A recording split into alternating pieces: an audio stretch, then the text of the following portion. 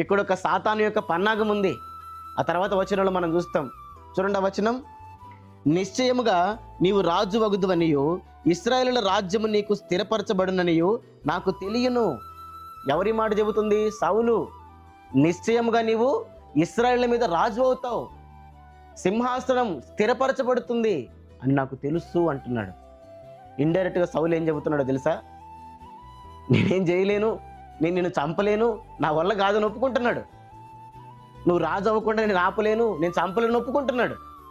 అరే, చంపలేనని తెలిసి, అతడు ఖచ్చితంగా రాజు అవుతాడని తెలిసి, దేవుడు అతని పక్షంగా ఉన్నాడని తెలిసి, ఆ దేవుడు అతి భయంకరుడైన గొప్ప దేవుడని తెలిసి, మరి ఎందుకు వెంటబడుతున్నావు సౌలు?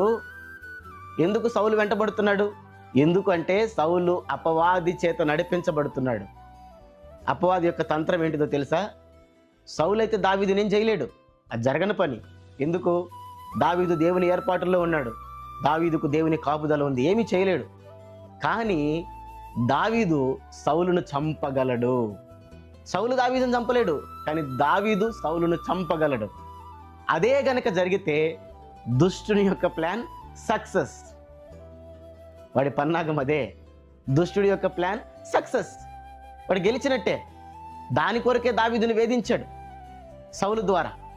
కానీ దావీదు దేవుని ఆత్మ కలిగిన వాడు కాబట్టి దుష్టుని యొక్క కుయుక్తుల్ని ఎరిగి తను పసిగట్టి ఆ ట్రాప్లో పడకుండా తన పిలుపుని కాపాడుకున్నాడు, తన సింహాసనాన్ని కాపాడుకున్నాడు.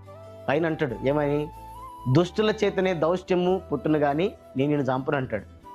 చంపేది నువ్వు దుష్టుడివి, నాకు తెలుసు నీ విషయాలు, నువ్వు దుష్టుడివి, నువ్వు దుష్టత్వంతో ఉన్నావు, కానీ నేను అలా చేయను. చూసారా ప్రియులరా? దావీదు తెలివి కలిగినటువంటి వాడు.